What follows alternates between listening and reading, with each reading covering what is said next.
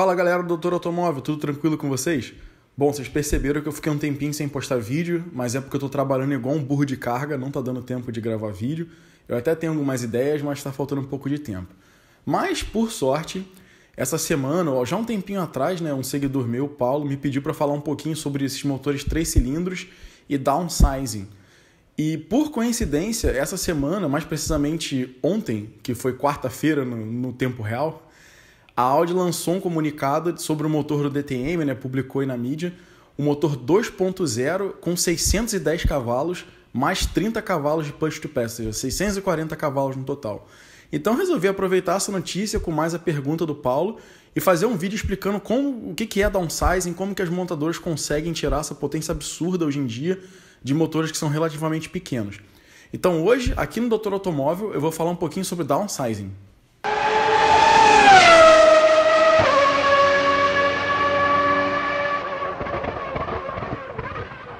Bom, galera, estamos de volta e eu vou começar falando sobre os motores 3 cilindros. Por que é comum você ver motor 3 cilindros hoje e antigamente não era?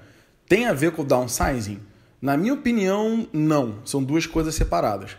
A gente tem motor 3 cilindros hoje, principalmente porque motor 3 cilindros é um motor que é complicado de balancear. Todo número ímpar que você tem de cilindros vai te dar esse problema. 3 cilindros, 5 cilindros. Eu não conheço nenhum motor que tenha 7, mas com 3 e 5 existe comercial e está aí vendendo para vocês. Mas basicamente, antigamente, esses motores com cilindros ímpar, 3 e 5, eles geravam muito produto de inércia. Produto de inércia é como se fosse uma força que ocorre resultante da rotação de alguma coisa que está desbalanceada, e essas forças fazem as peças que estão rodando vibrar. Isso, por exemplo, ia implicar que o seu virabrequim ia vibrar demais e você ia ter um desgaste prematuro, talvez até uma quebra prematura do motor. Hoje em dia se tem uma tecnologia para balancear esse tipo de motor. Junto a isso, os caras perceberam que se você reduz, por exemplo, um motor 1.0 4 cilindros, se você reduz ele para 3 cilindros, os cilindros individualmente ficam maiores, porque você está dividindo 1 litro por 3 ao invés de dividir 1 litro por 4. E existe meio que uma teoria maquiavélica aí, que diz que o tamanho ideal, ou o tamanho ótimo de cilindro de motor são 500 ml. Então você saindo de 250 para 330 ml, está chegando mais perto do ponto ótimo do rendimento lá do seu motor. Eu honestamente já comentei isso aqui, não sei se é verdade, não sou especialista em motor, mas basicamente a ideia de usar um motor com 3 cilindros, principalmente nos carros 1.0, foi essa ideia de aumentar a litragem por cilindro e daí você conseguir tirar mais torque. É por isso que esses motores 3 cilindros, até os que não têm turbo, já têm uma potência relativamente maior do que os 4 cilindros 1.0 também. Então agora que você já sabe por que a gente tem motor 3 cilindros e por que isso é um pouco mais eficiente do que o de 4 cilindros 1.0, eu vou começar a falar sobre esse lance do downsizing e dessas notícias que chegaram. Não só a Audi, a Ferrari também no Salão de Genebra anunciou um motor com 3.9 litros e 700 e poucos cavalos, 750 cavalos, um negócio assim. Eu lembro que eram 185 cavalos por litro. Era uma coisa absurda.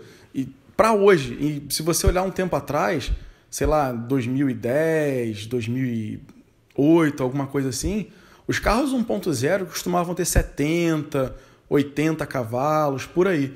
E os carros 1.6 costumavam ter lá uns 116, 120, nessa faixa.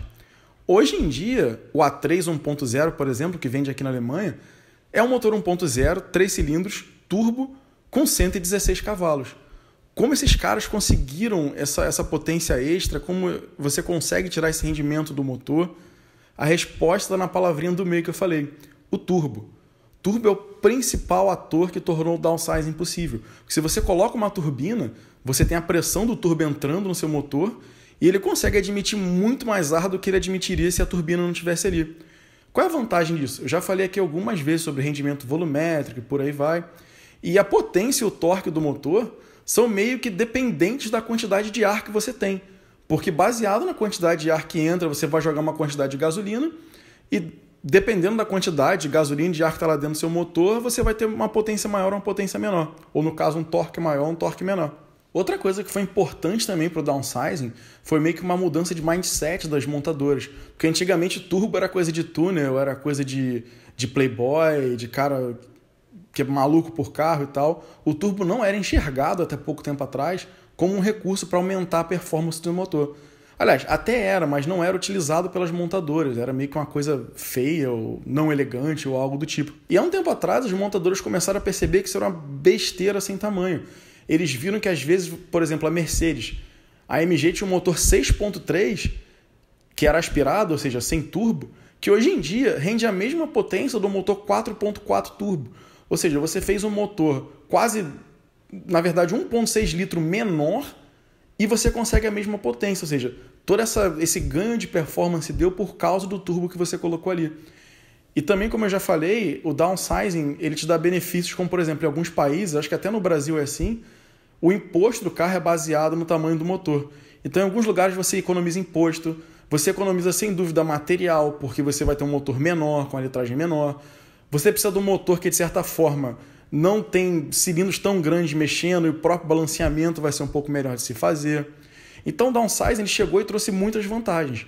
Trouxe desvantagens também. Repentinamente teve um aumento das emissões, justamente porque se você tem uma turbina jogando ar para lá, é uma coisa natural de se supor. Se você tem muito mais oxigênio entrando no seu motor, quando você queima tudo, vai ter muito mais gás carbônico saindo. Então, basicamente, essa talvez seja a maior desvantagem de você ter um carro com downsizing. Mas se você parar para perceber, todas as montadoras já estão usando isso. A Chevrolet no Brasil já tem carro turbo, a Volkswagen tem essa linha TSI turbo. Aqui na Alemanha, quase todos, acho que todos os motores da Audi são turbo, cheirando talvez o R8, eu não tenho certeza. Mas o turbo invadiu. A Ferrari, que só usava motor aspirado, hoje em dia está usando motor turbo. Fórmula 1 está usando motor turbo. E agora esse motor do DTM da Audi também está turbinado. De acordo com as novas regras desse ano, os motores vão ser 2.0, 4 cilindros com turbo.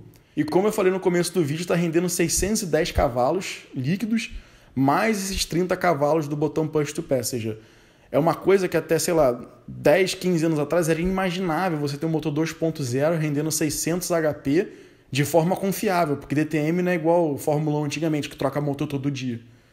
Então, bom, acho que era isso que eu tinha para falar sobre downsizing, explicar que o fato dos 3 cilindros e o downsizing são duas coisas separadas.